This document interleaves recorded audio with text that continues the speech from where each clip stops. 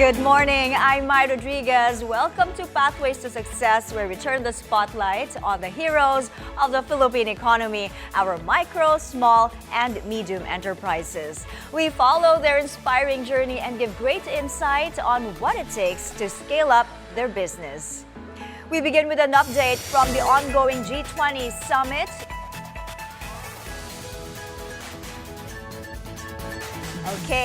We begin with an update from the ongoing G20 summit in Rio de Janeiro. Brazil's president is calling for international tax cooperation to combat inequality. President Luiz Inácio Lula da Silva is once again pushing for a 2% wealth tax on the assets of the super rich. He argues that this could generate around $250 billion annually, funds that could be used to address both social and environmental challenges. A globalização neoliberal fracassou. For the crisis of multilateralism, more multilateralism is needed. There is no need to wait for a new world war or an economic collapse to promote the transformations that the international order needs. We turn now to the COP29 summit in Baku, Azerbaijan, where the Philippines is urging for increased financial support for countries most vulnerable to climate change. The Department of Finance is calling for developed countries to pledge $1.3 trillion annually to fund critical needs in areas like climate adaptation, mitigation, and loss and damage. The DOF also demands the removal of barriers to climate finance, including high capital costs, currency risks, and heavy debt burdens that are limiting access to essential resources. The agency is calling for climate justice, stating that countries least responsible for the crisis are paying the heaviest price. As the summit enters its final week, countries are at a deadlock over a new financial goal. The UN climate chief is urging delegates to take swift and decisive action on this crucial issue. I urge you. We'll only get the job done if parties are prepared to step forward in parallel, bringing us closer to common ground. Bluffing, brinksmanship, and premeditated playbooks burn up precious time and run down the goodwill needed for an ambitious package. So let's cut the theatrics and get down to real business. The leaders of the world's 20 major economies are also being urged to play their part in combating the climate crisis. This call comes from the president of the COP29 summit. Now, while the summit is tasked with establishing a new goal for climate finance, it's the G20 nations that control the funding. Their leadership is essential to making progress on all pillars of the Paris Agreement, from finance to mitigation and adaptation. We cannot succeed without them, and the world is waiting to hear from them. We urge them to use the G20 meeting to send a positive signal of their commitment to addressing the climate crisis. We want them to provide clear mandates to deliver at COP29. This is their chance to show their leadership. On to news here at home. Dito Holdings, the telecom company owned by businessman Dennis Uy, prices its follow-on offering of shares at just over 1 peso each. This price is more than half of the company's initial maximum indicative price of 2 pesos and 15 centavos per share. If all shares are sold, the offer could raise around 2 billion pesos. The offer period will run from November 20th to 26th. This was originally set for late September but was postponed to allow investors more time to evaluate the opportunity amid the current market conditions. DigiPlus Interactive is clarifying reports about its supposed plan to acquire Casino Plus. Earlier, Bilyonaryo.com reported that the two companies were set to strike a deal that could potentially transform the Philippine online gaming sector. If the buyout were to go through, the the combined companies would have a monthly revenue of approximately 10 billion pesos. However, DigiPlus says that while acquisitions have always been a part of their strategic plan, there are no final decisions or commitments at this time. Here's uplifting news. Gymnastics king Carlos Yulo adds Athlete of the Year to his list of accomplishments as 2024 winds down. Esquire Philippines hailed the double Olympic gold medalist as the country's top athlete. In its write-up, Esquire praised Yulo for, quote, embodying the spirit of relentless perseverance. Yulo made history this year after winning a pair of gold medals in floor exercise and vault at the Paris Olympics in France back in August. We are taking a break. Up next, we will talk to business coach Jose Leo Caparas Jr. about fostering fair employment relations and sustainable employment in businesses. Pathways to Success. We'll be right back. Stay tuned.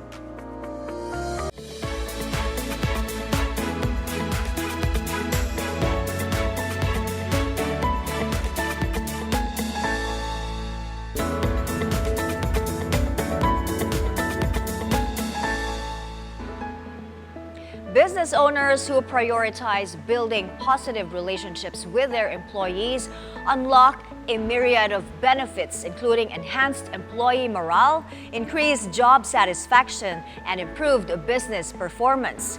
But how can employers balance their interests between fostering fair employment relations and the current employment situation in the Philippines?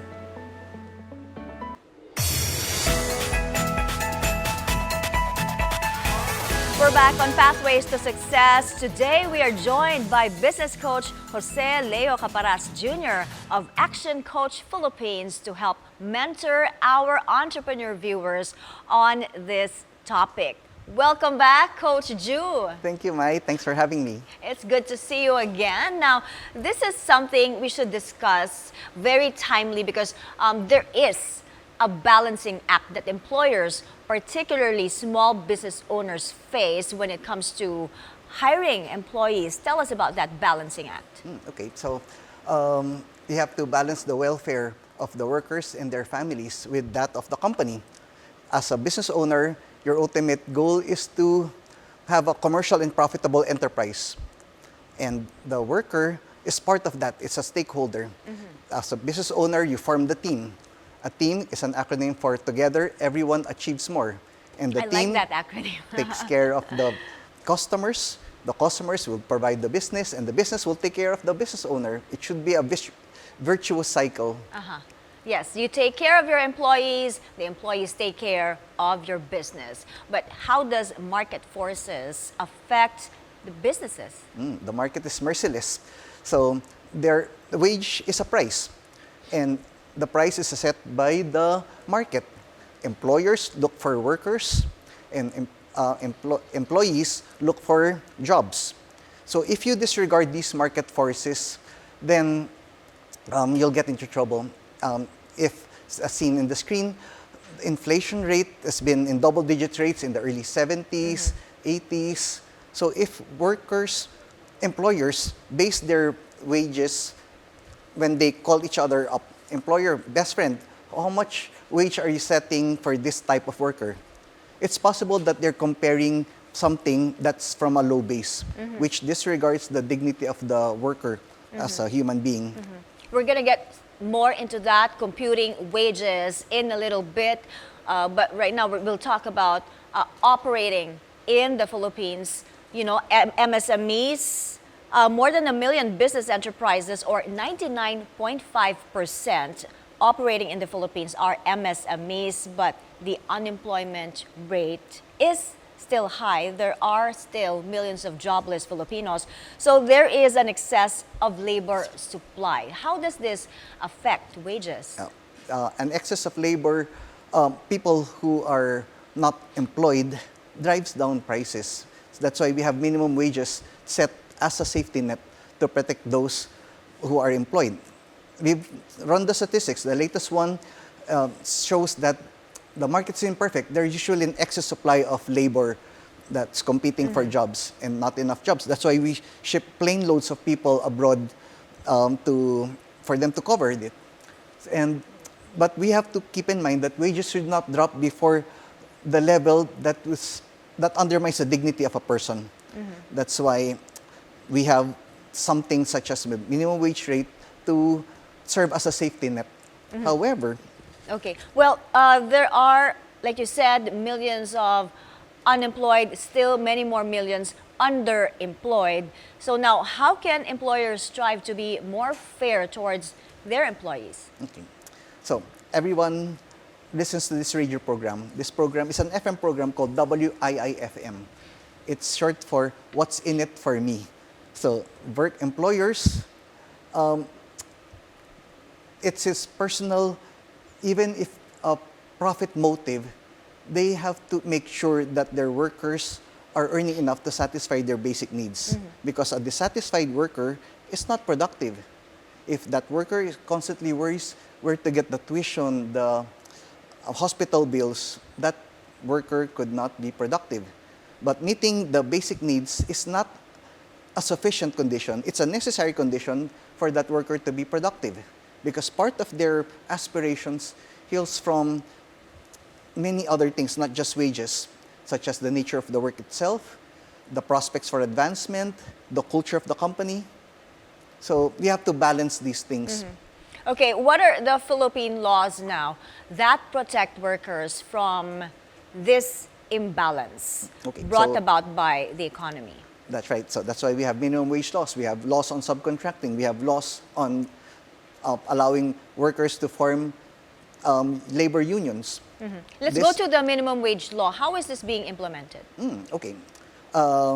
Studies have shown, first, of the people that are in the labor force, some are employed, some are unemployed. The number of unemployed, around almost 2 million. When if you must have entered this place near the studio called Araneta Coliseum, that could safely sit around 20,000 people. The number of unemployed is, imagine 100 Araneta Coliseums full of people. That's how many people are unemployed. And some are not yet even in the workforce. They completely are not actively seeking for work. Those are not statistics. They have a face, and they have to, if a person is unemployed, it wrecks your equilibrium. That's why you have to take care that they should be employed, they are productive, that the employer will get productivity from that worker, skills Now, to pay the bills. Yes. Now, these laws that are supposed to protect the workers, are these also applicable to small businesses? Well, there are exceptions to the rule. If you have less than 10 workers, then you are exempted from this law. If you have more than 10 workers, then you are qualified. But studies have shown, I have seen researches that around not many people are following that law. So, Okay. So, Coach Ju, let's now go to determining wages. How should small business owners determine the salaries of their employees? What is the basis? Okay. So all the repertorial requirements, what was mandated by law should be applied, because whether you like it or not, the law is the law. However, let's think abundance.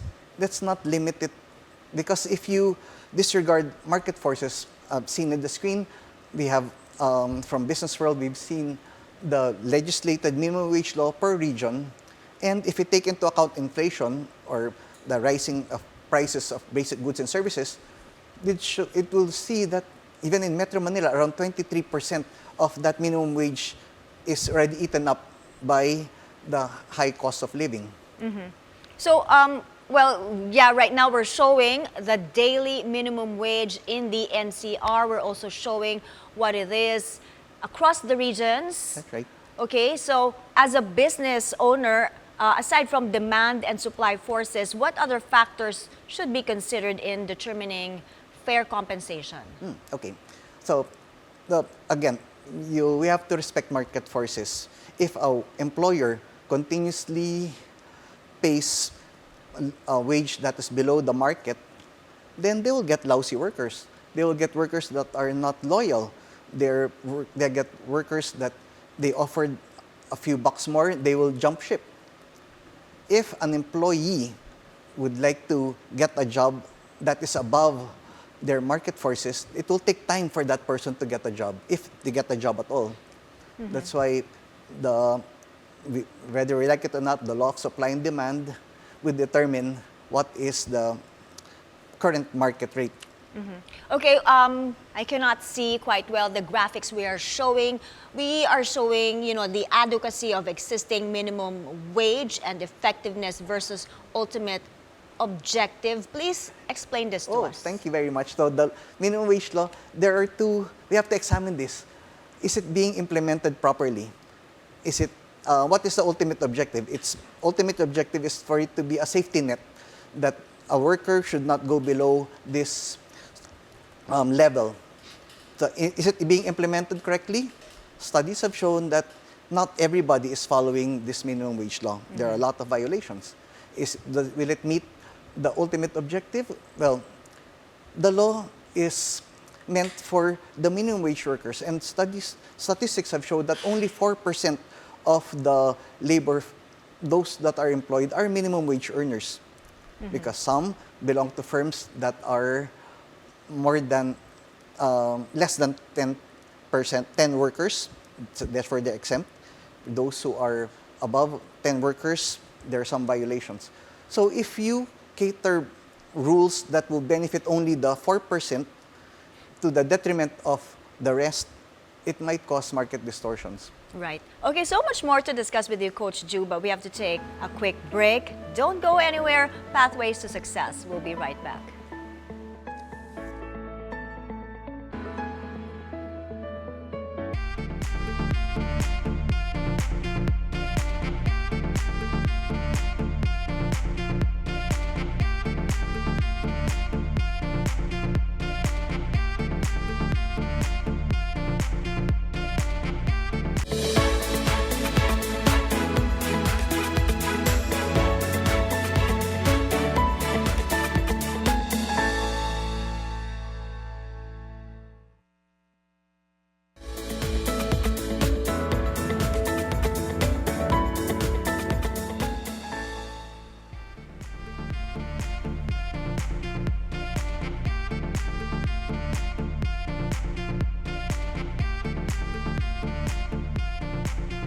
Welcome back to Pathways to Success. We're still with our business mentor for today, Jose Leo Caparas, or Coach Ju. Coach Ju, thanks again for joining us today. So we already know that the minimum wage is not enough, especially for those who have families, especially for the breadwinners of the family, right? So, but on the other side, there's a small business owner who also have to make ends meet.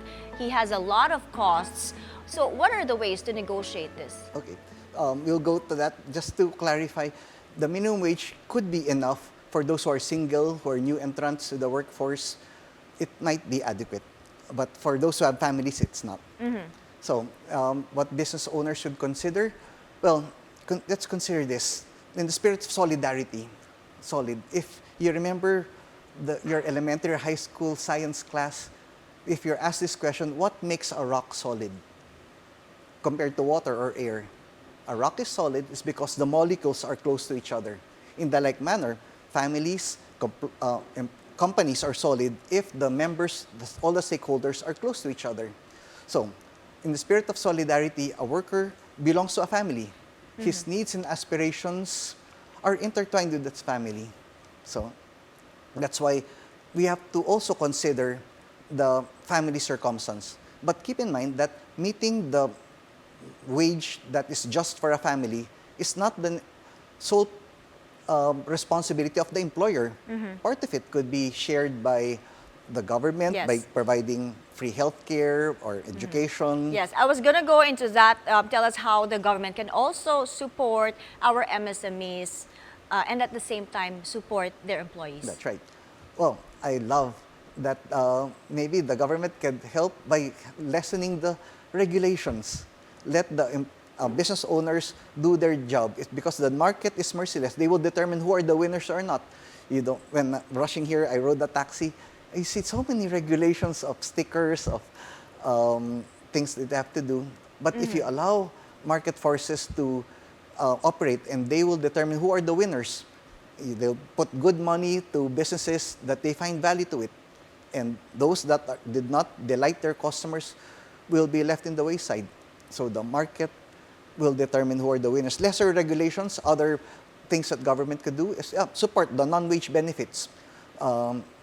This is better, the regional wage boards is better than a legislated across-the-board wage, because the circumstances of each region is different.